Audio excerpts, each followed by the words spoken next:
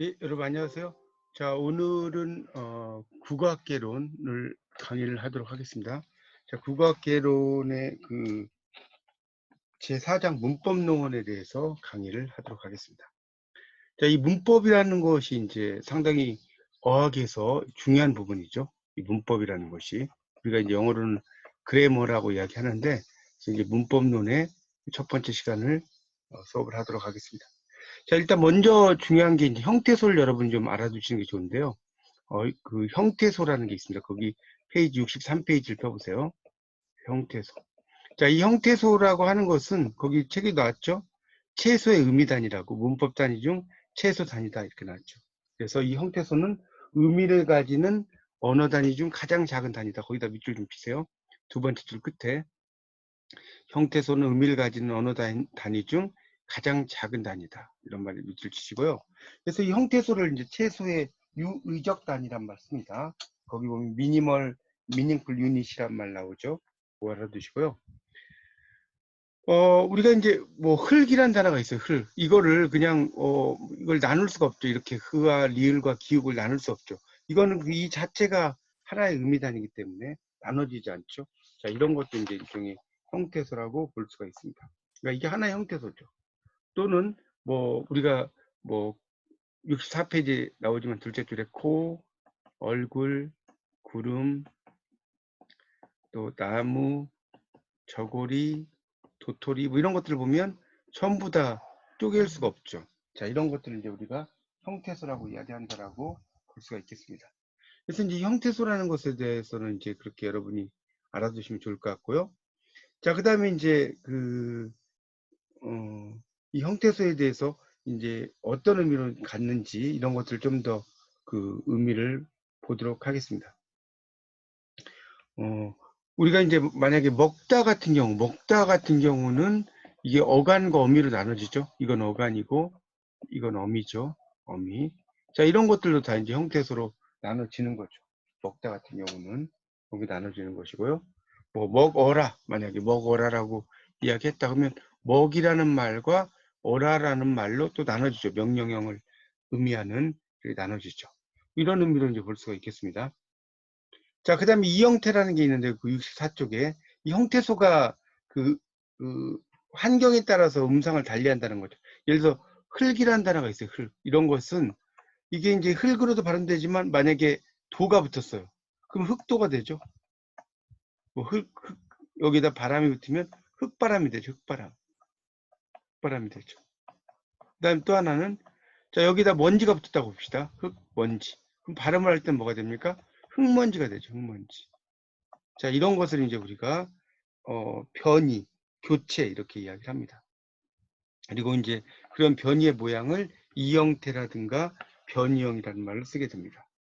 자, 65쪽으로 가보세요. 65쪽. 그래서 이런 그 흙이라는 단어에 대해서 이렇게 어떨 때는 흙 이렇게 이제 이야기를 하기도 하고요. 몸 앞에서는 이렇게 그 다음에 그 비음이 아닌 자음 앞에서는 흙이 됐다가 또 그 먼지 같은 이런 거 이제 비음이죠. 이런 거 앞에서 흥이 또 되죠. 자, 이런 것들이 전부 다 이제 이 형태라는 거죠. 흙도 됐다가 흥도 되는 거 이런 걸 이야기합니다. 자, 그 다음에 65쪽에 보면 자립형태소와 의존형태소라는 게 있습니다. 거기를 보겠습니다. 자, 65쪽입니다. 자, 자립형태소는 혼자 쓸 수 있다는 거고요. 의존형태소는 말 그대로 의존한다는 뜻이겠죠. 자립형태소와 의존형태소. 혼자 설 수 있는 거하고 의존하는 걸 이야기합니다. 자, 그래서 여기서 이제 보면 단독으로 단어가 될 수 있는 형태소를 자립형태소라고 한다. 그러니까 이 자립형태소라는 것은 단독으로 될 수 있다는 거예요. 단독. 이렇게 이해하시면 될 것 같고요. 자립형태소는 이제 그런 거고 의존형태소 말 그대로 의존한다는 거죠. 예, 그런 걸 이야기합니다. 그래서 예를 들어서 읽어라. 자, 여기 이제 읽이라는 건 어간이죠. 이것은 읽으니 읽고 이런 것들처럼 다른 것과 결합해야만 되는 거죠. 이와 같은 형태소를 의존 형태소라고 한다. 밑에 나오죠. 의존 형태소. 다른 것에 의존해야만 되는 거 의존 형태소. 그래서 거기다 밑줄 좀 치실까요? 거기 65페이지에 보면 65페이지에 4번의 어휘 형태소와 문법 형태소 바로 위에 국어의 동사나 형용사의 어간이나 어미 그리고 접두사와 전미사는 모두 의존 형태소다. 자, 거기다 밑줄 좀 쳐놓으세요. 자, 국어에서 그런 것들은 전부 다 의존 형태소다. 왜? 단독으로 쓸 수가 없다는 거죠. 자, 단독으로 쓰일 수 없는 것은 의존 형태소다라고 이해하시면 됩니다. 그렇게 좀 정리하시고 넘어가겠습니다. 자, 그 다음에 이제 65쪽에 어휘 형태소, 문법 형태소가 있는데요. 이 형태소라고 하는 것은 그 실질적인 개념을 지닌 형태소인가 아니면 문법적 관계를 나타내는 형태소인가에 따라서 어휘 형태소, 문법 형태소를 나눠줍니다. 넘겨보세요. 66쪽입니다. 그래서 많다, 많으니, 많고를 예로 보면 이 만이라고 하는 것, 이것은 다라는 실질적인 의미를 가지고 있죠. 우리가 많다라고 이야기할 때 이 어간이지만 이 만이라는 단어가 만을 따자죠. 이런 걸 가지고 있다는 거죠. 근데 다라든가 은이라든가 이런 것은 문법적인 관계만 가지죠. 그래서 이 만을 뭐라고 하냐면 어휘 형태소, 만을 어휘 형태소라고 이야기하고요. 이 다를 뭐라고 하냐면 문법 형태소라고 이야기를 합니다. 그래서 그 옆에 이제 밑줄 좀 치세요. 국어의 조사, 어미, 접사들은 문법 형태소고 그 밑에 또 있죠. 동사와 형용사의 어간과 명사, 관형사, 부사 등은 어휘 형태소다. 자, 거기다 밑줄 쫙 쳐. 자, 그 다음에 이제 기본형으로 이제 가보겠습니다. 기본형이라고 써진 거 거기를 보도록 하겠습니다. 그래서 이제 한 형태에서 여러 이 형태가 있을 때 그중 대표를 하나 정해서 이 형태의 대표로 삼는 수가 있죠. 이런 걸 이제 기본형이라고 합니다. 네, 그렇게 되죠. 그러니까 이 기본형이라고 하는 것을 이제 어떻게 정하느냐 이런 거죠. 그 밑에 이제 쭉 나오면 흙이 거기 두 번째 단락 넷째 줄에 흙이 흙도에서 리을이 탈락해서 흙이 되고 흙만에서는 이게 흙만인데 흙만 됐다가 흙만이죠. 기역이 이응으로 됐어요.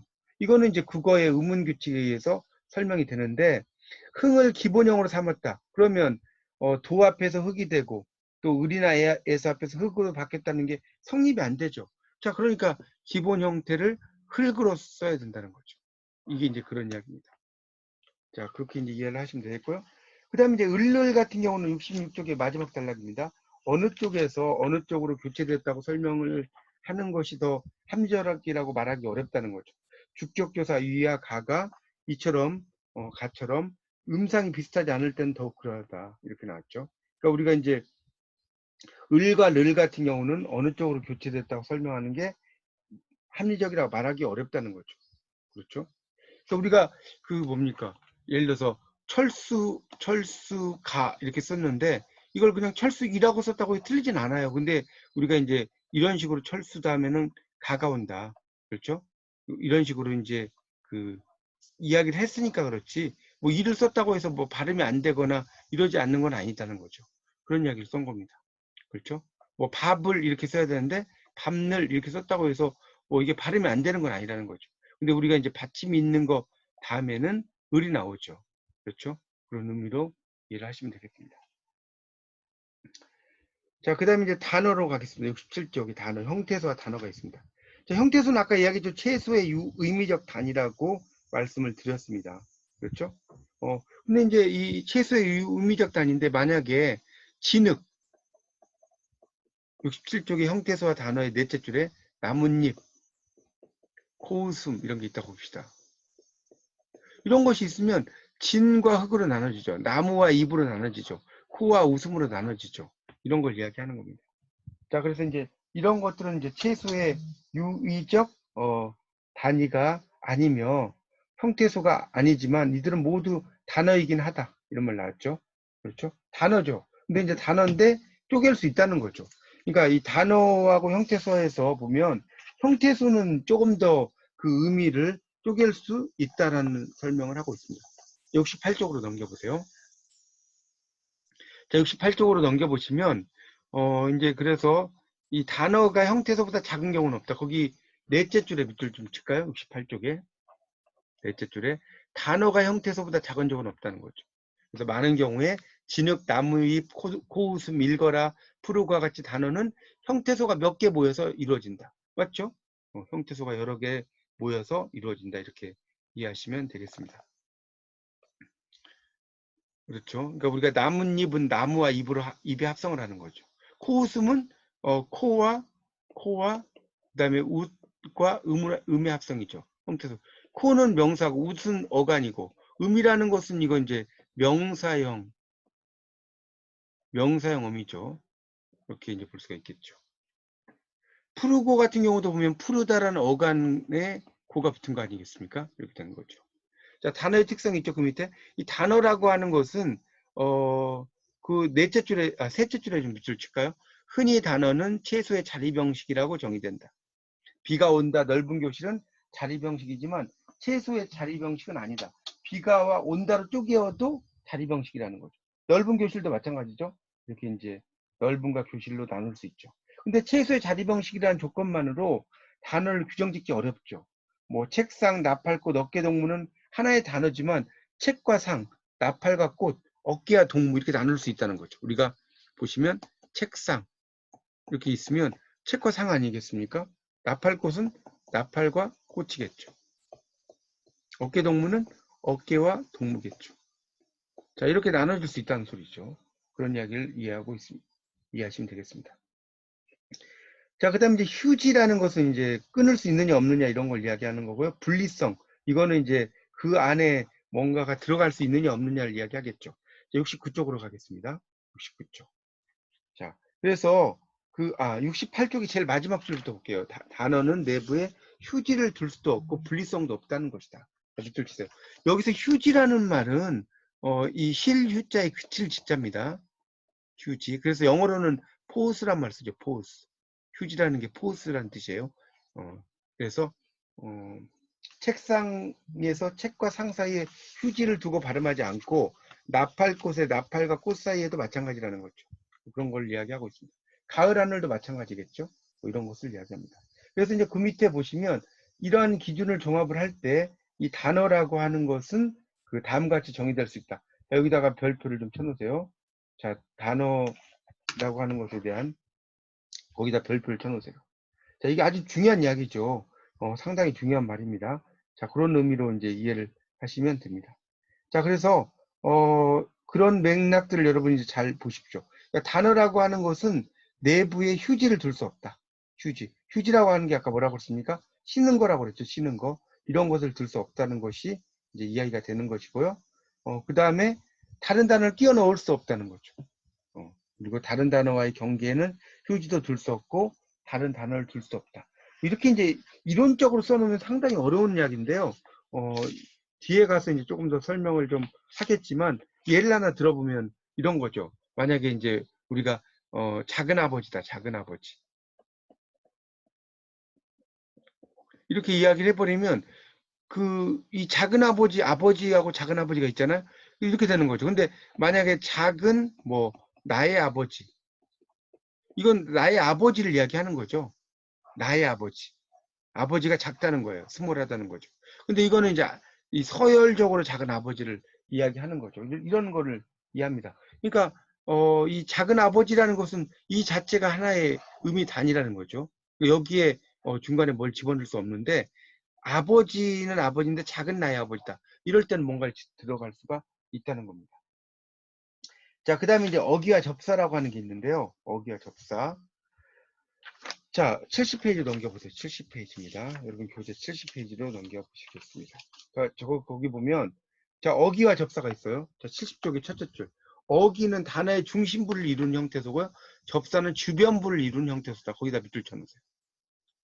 자, 70페이지에 첫째 줄에 어기와 접사가 있습니다.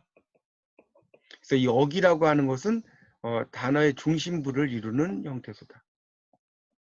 자, 접사라고 하는 것은 단어의 주변부를 이루는 형태소다. 이거 꼭 알아두시면 좋겠습니다. 그래서 이 접사라고 하는 것은 이제 어기와 결합해야만 이 문장에 나타날 수 있는 의존 형태소다. 이렇게 이야기가 되고 있습니다. 자, 그런 걸 좀 알아두시면 되겠죠. 그래서 이제 이 접사는 다시 접두사와 전미사로 나눠지는 거죠. 앞에 있으면 접두사고요. 뒤에 있으면 전미사겠죠. 이 접사는 접두사, 전미사로 나눠진다는 겁니다. 자, 2번의 예문 있죠. 70페이지에. 2번의 예문을 보면 가는 쭉 보니까 이거 뭡니까? 자, 맨이라든가 풋이라든가 빛이라든가 이런 것들 다 앞에 있죠? 다 접두사입니다. 접두사라고 써놓으세요. 자, 그 다음에 나버는 뭐겠어요? 전미사라고 써놓으세요. 이건 전미사죠.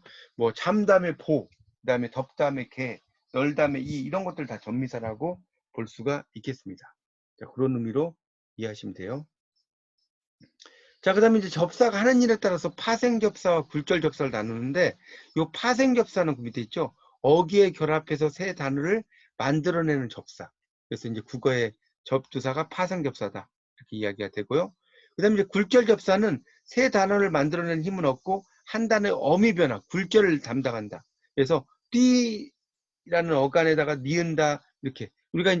우리가 뭡니까? 뛰다가 있어요. 뛰다. 그러면 뛰다, 뛴다, 뭐 뛰고, 뛰어라 이런 게 있겠죠. 자, 이런 것들이 이제 거기 보면 니은다라든가 뭐 고라든가 어라의 어라라든가 이런 것들이 이제 뭡니까? 그 굴절 담당한다는 거죠. 굴절. 그러니까 이 활용을 담당한다는 거죠. 자, 그런 것을 이야기합니다. 자, 그래서 이제 어미를 직접 취하는 그 띠를 어간이라고 그래요. 띠가 당연히 어간이죠. 띠가 어간이고 여기 있는 다가 어미라고 할 수가 있어요. 어간과 어미죠. 그렇게 볼 수가 있겠습니다. 그러나 깨끗하여 어기, 깨끗은 깨끗고 이렇게 안 되죠. 그래서 이와 같이 어미를 직접 취하지 못한 어기를 어근이라고 한다. 여기 밑줄 치세요. 어미를 직접 취하지 못한 어기를 어근이라고 한다. 그러니까 이게 무슨 말이냐면, 제가 좀 설명 좀 할게요. 자, 깨끗하고 이렇게 이제 봅시다. 그러면 깨끗하까지는 어간이 되는 거예요. 깨끗하까지는. 깨끗하다, 깨끗하고 깨끗하니. 근데 이 중에서 깨끗이라고 하는 것은 어근이 되는 거예요. 어근이 되는 겁니다. 우리가 어간이라는 것은 이 단어의 줄기란 뜻이에요. 의미가. 어근이라는 것은 단어의 뿌리란 뜻이에요. 뿌리란 뜻입니다. 그러니까 이 깨끗하에서 깨끗이라는 게 단어의 뿌리가 되는 것이고 여기 하가 붙은 것이 어간이 된다는 겁니다. 그런 걸 이야기하고 있습니다. 자, 71쪽의 조어법으로 가겠습니다. 이 조어법이라고 하는 것은 말을 만든다는 거죠. 조어법이니까. 자, 이걸 조어법이라고 이야기해요. 말을 만드는 것을 조어법이라고 합니다. 그래서 이 한 단어의 어간이 형태소 하나나 몇 개로 이루어지는 일을 바로 이제 조어라고 이야기를 할 수가 있습니다.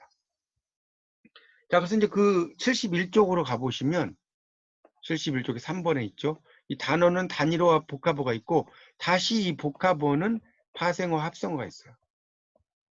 이렇게 나눠지죠. 파생어와 합성어로 나눠진다는 겁니다. 자, 이 파생어라고 하는 것은 뭐냐? 명사 플러스 접사고요. 자, 합성어라고 하는 것은요. 명사 플러스 명사예요. 자, 이렇게 되는 것을 합성어라고 이야기합니다.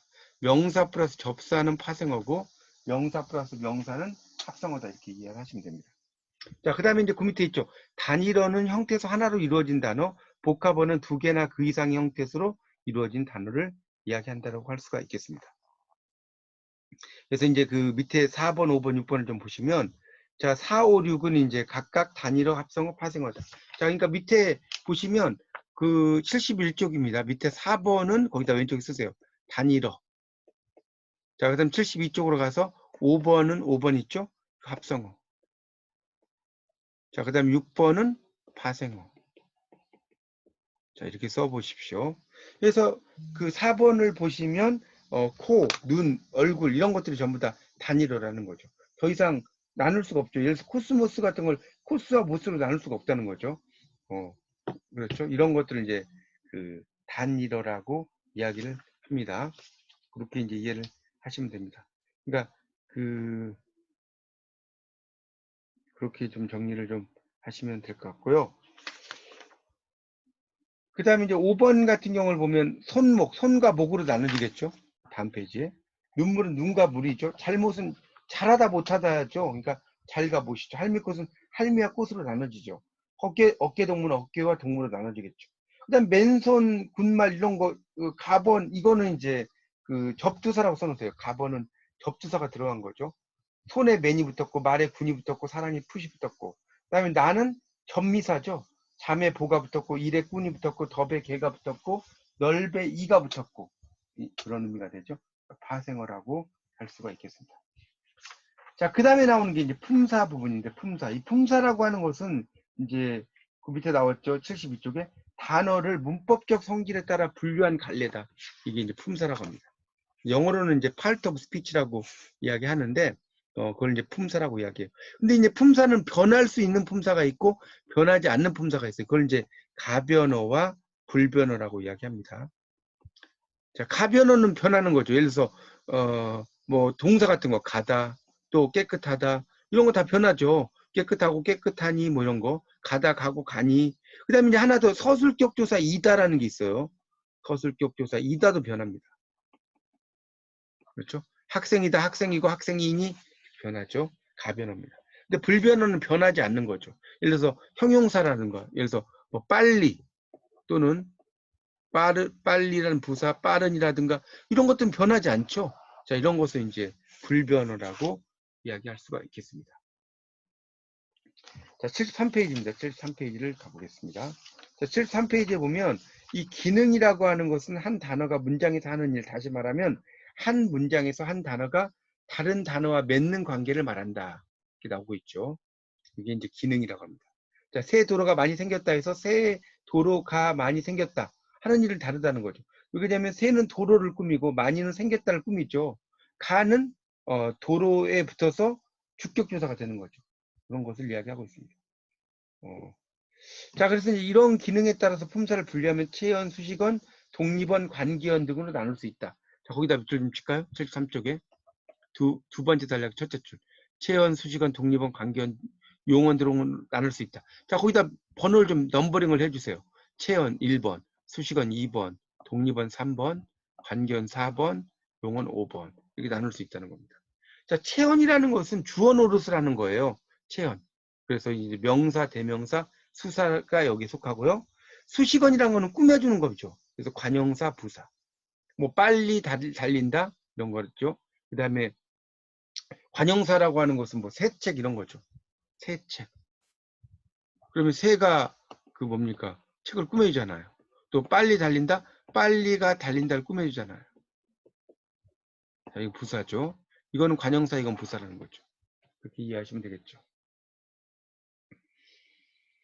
자, 독립언이라고 하는 건 이제 그 밑에 있죠. 이거 독립언이라는 것은 감탄사를 이야기하는 겁니다. 독립언, 감탄사.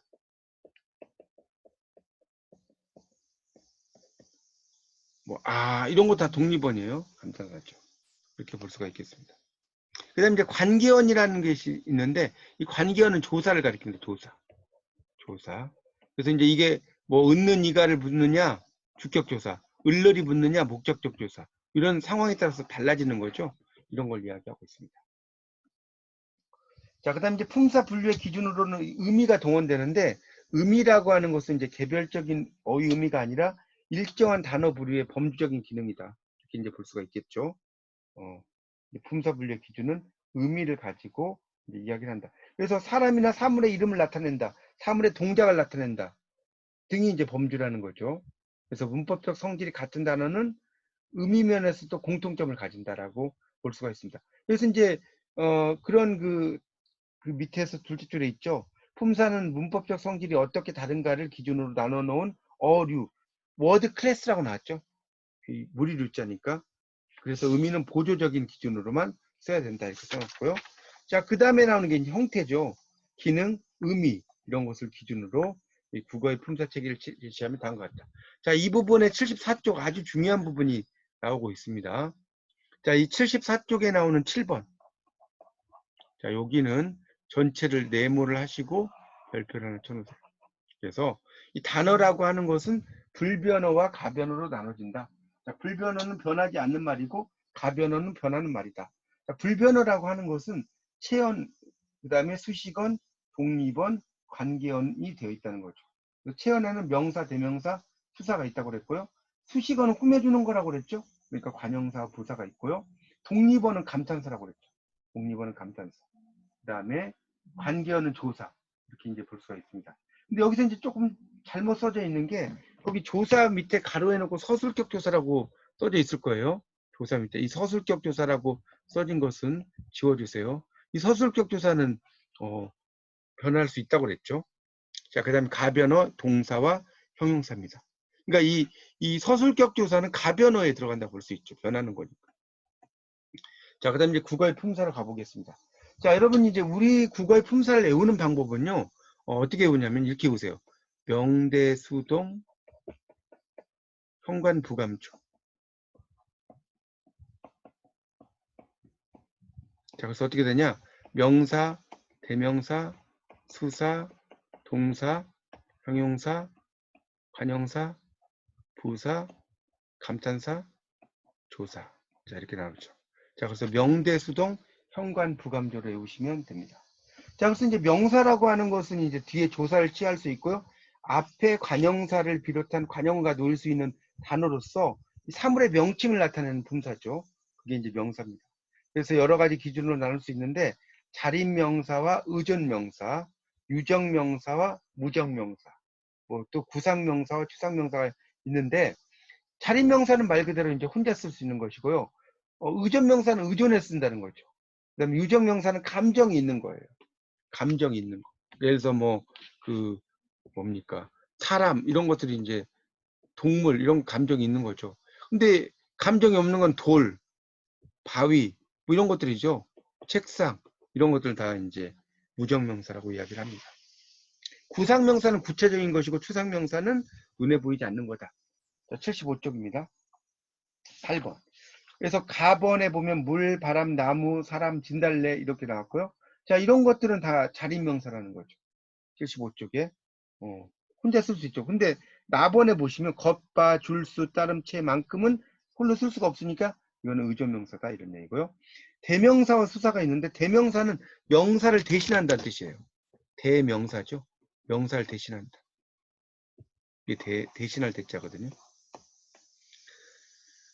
그런 것을 이제 볼 수가 있습니다. 그래서 이제 이 대명사라고 하는 것은 대용성이라는 거고요. 또 대용성과 함께 대명사의 중요한 특징은 상황 의존성이다. 상황에 의존한다는 거죠. 그래서 너 거기에서 뭐하니? 이런 거. 또 나 여기에서 공부해? 이렇게 나오죠. 이런 식으로 쓸 때 그러니까 너와 거기라고 하는 것은 이 두 사람이 서로 알고 있다는 전제하에서 이렇게 이야기하는 거죠. 그러니까 이거를 이제 상황 의존성이라고 이야기를 한다는 설명이 되겠습니다. 넘겨보세요. 76페이지입니다. 76페이지에 보면 수사라고 하는 게 있죠. 두 번째 단락에. 이 수사라는 건 말 그대로 숫자를 가리키는 거죠. 그래서 사물에 이 수사라는 것은 그 수요나 차례를 가리킨 단어입니다. 그래서 수사도 체언이기 때문에 이 조사가 결합이 돼요. 그리고 관형어의 수식을 받을 수도 있습니다. 그러나 자, 그 다음에 밑줄 쳐놓으세요. 수사는 관형어의 꾸밈을 받는 일이 명사에서처럼 자유롭지 못하다는 거. 이게 중요하죠. 자, 10번에 보면 예문이 나오는데 자, 여러분 이제 공부를 하실 때 이렇게 별표 표시가 된 거 있죠? 이건 다 비문이라고 보시면 됩니다. 문장이 아니라는 거예요. 비문. 문장이 아니라는 소리죠. 자, 그래서 교실에는 웃는 아홉이 있다. 부지런한 200이 필요하다. 이런 말 너무나 이상하다는 거죠.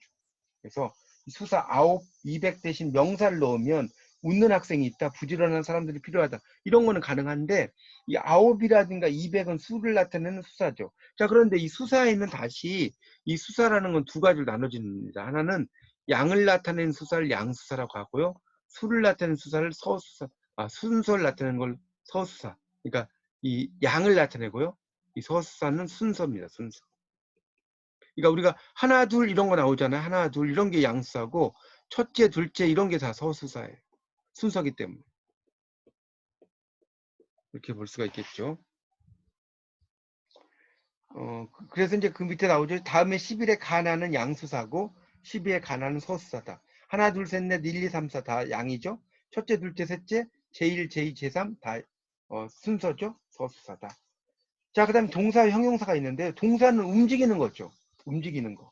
뭐 가다, 먹다, 놀다 이런 게 다 동사입니다.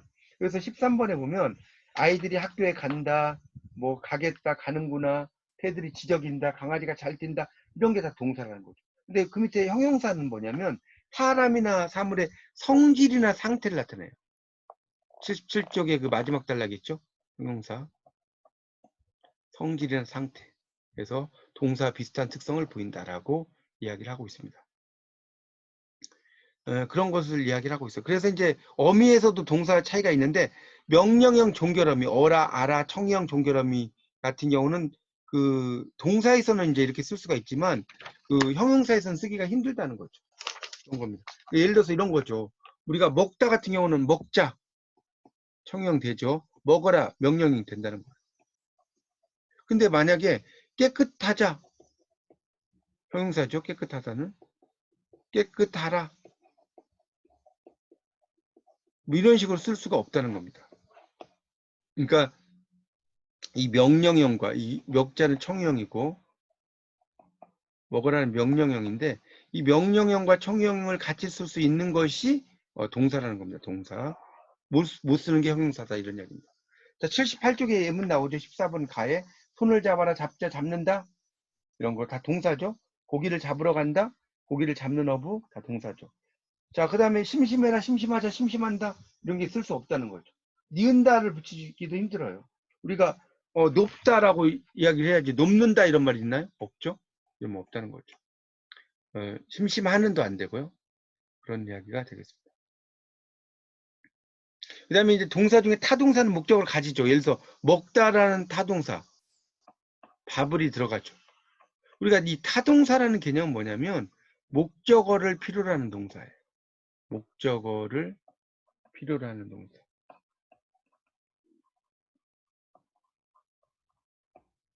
자, 이걸 타동사라고 합니다. 자, 타동사라고 하는 것은 목적어를 필요로 하는 동사다. 이렇게 이해하시면 되겠습니다. 자, 그 다음에 이제 관형사, 부사가 있는데요. 이 관형사와 부사는 격조사나 어미를 취하지 못하면서 뒤에 오는 단어를 수식하는 단어들이라는 점에서 공통점을 가지죠. 그러나 관형사는 앞에서 체언을 수식하고 부사는 동사, 형용사 및 부사를 수식한다는 점에서 구별이 됩니다. 자, 그 밑에 16번에 예문이 나오죠. 어느 시대의 무슨 작품을 가장 잘 알고 있니? 이럴 때 어느가 시대를 꾸며주고 무슨 작품을 꾸며주고 가장 잘 알고 있니를 꾸며준다 라고 볼 수가 있겠습니다. 자, 79쪽입니다. 이 사람 저 사람의 말이 다 옳은 것 같다. 이가 사람을 꾸며주죠. 저도 사람을 꾸며주죠. 자, 다번에 모든 권세를 깨끗이 버리고 훨씬 더 넓은 세계를 설계하고 싶다. 모든 이 권세를 꾸며주고 깨끗이가 버리고를 꾸며준다는 거죠. 그런 것들의 예가 있습니다. 자, 감탄사는 독립원이라고 아까 말씀을 드렸죠. 그래서 17번에 가에 와, 저 사람들 좀 봐. 그 다음에 어머, 이게 누구야? 여보, 나 물 좀 줘. 응, 9시에 만나자. 이렇게 쓸 수가 있는 거죠. 자, 그런 것들이 이제 그 이야기가 되고 있습니다. 그래서 이 감탄사라고 하는 것은 어미 변화를 하지 않는 거죠. 와나 어머나 여보, 응이 어미 변화가 안 되죠. 자, 그래서 감탄사입니다. 자, 뒤에 문제가 80페이지에 나오는데 한번 풀어보도록 하겠습니다. 자, 80페이지에 5문제가 있는데요. 1번, 다음 중 문법 단위가 아닌 것은 형태소, 단어, 문장, 음소. 자, 4번의 음소가 당연히 문법 단위가 아니죠. 그러니까 이제 형태소는 최소의 유의미적 단위고요. 단어는 그 단어라고 하는 것도 뭡니까? 이 의미를 정리할 수 있는 거죠. 딱딱딱 떨어지는 형태이기 때문에 의미가 정리가 되는 것이고 문장도 마찬가지죠. 근데 음소라고 하는 것은 이제 이런 것은 이제 그 문법적인 단위로 보기가 쉽지가 않죠. 음소라고 하는 것은. 그렇게 이제 보시면 될 것 같습니다. 자, 단어 먹으라에 포함되지 않는 형태소인데 어휘 형태소 있죠. 먹이라고 하는 게 문법 형태소도 있고요. 그다음에 근데 여기서 이제 자리병태소라고 하는 것을 쓸 수가 없죠. 자리병태소는 홀로 쓸 수 있는 거라고 했잖아요. 예를 들어서 꽃, 뭐 철 이런 것들 다 자리병태소예요. 혼자 쓸 수 있는데 먹어라 같은 경우는 먹도 혼자 쓸 수 없고 어라도 혼자 쓸 수 없죠. 그러니까 자리병태소는 될 수가 없는 거죠. 이해가시죠? 그렇게 이해하시면 되겠고요. 자, 그 다음에 나오는 그 3번은 합성어로만 짝지어진 거. 합성어는 우리가 이제 파생어, 합성어가 있다고 아까 말씀을 드렸죠. 3번에 파생어라고 하는 것은 명사 플러스 접사. 자, 합성어라고 하는 것은 명사 플러스 명사.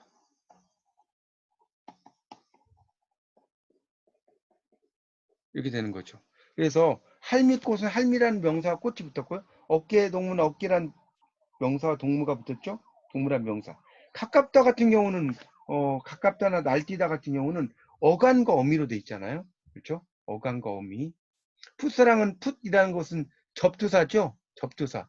접두사가 있으니까 파생어고요. 그렇죠? 저고리 같은 경우는 이제 그냥 나눌 수가 없지만 풋사랑 같은 게 그렇고 세파라타도 세라는 접두사가 붙었죠? 그러니까 예쁘다 같은 경우는 이제 그 세파라타 같은 경우는 이거는 이제 그 파생어라고 볼 수가 있겠죠. 파생어. 파생어라고 볼 수가 있어요. 예쁘다는 그냥 단일어로 봐야 되겠죠. 날뛰다 같은 경우는 날다와 뛰다가 있으니까 합성어가 되겠죠. 근데 가깝다는 이건 단일어라고 볼 수 있겠죠. 그래서 답은 1번입니다. 자, 상황 의존성을 가리키는 단어가 쓰인 것. 도서관에서 공부하자. 나는 국어를 좋아한다. 영희는 철수를 사랑한다. 부모님께 효도해야 된다. 답은 2번이죠. 답은 2번. 상황 의존성을 지닌 단어가 쓰인 문장이죠. 그러니까 지금 그 여기서는 나는 국어를 좋아한다. 국어를 가장 좋아한다. 이렇게 써놨죠. 그러면 이 나가 누군지를 정확히 알 수가 없죠. 나가 뭐 철수인지 영수인지를 알 수가 없죠. 그 말하는 사람의 그 두 사람의 이야기 속에서 나오는 사람들이기 때문에 이 나가 상황 의존성이라고 볼 수 있겠고요. 자, 5번 밑줄 친 단어의 품사가 나머지와 다른 거 모든 권세를 깨끗이 버리고 훨씬 더 넓은 세계를 설계하고 싶다. 당연히 모든이라고 하는 것이 뭡니까? 권세를 꾸며주죠. 모든 권세. 그런 이야기죠.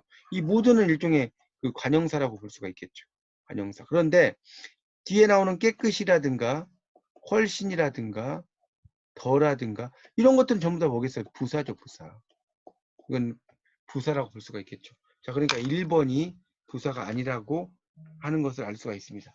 그래서 정답은 1번이 되겠습니다. 네, 이렇게 해서 이제 문법론 첫 번째 강의를 마치도록 하겠습니다. 이 문법론 이 첫 번째 강의 이 부분이 좀 까다롭습니다. 그러니까 여러분이 방송 강의도 좀 들으시고 제 강의도 여러 번 한 두세 번 정도 들으시면서 계속해서 반복해서 공부하시다 보면 좀 여러분 물리가 트이시지 않을까 이런 생각이 듭니다. 자, 이상 강의 마치겠습니다. 감사합니다.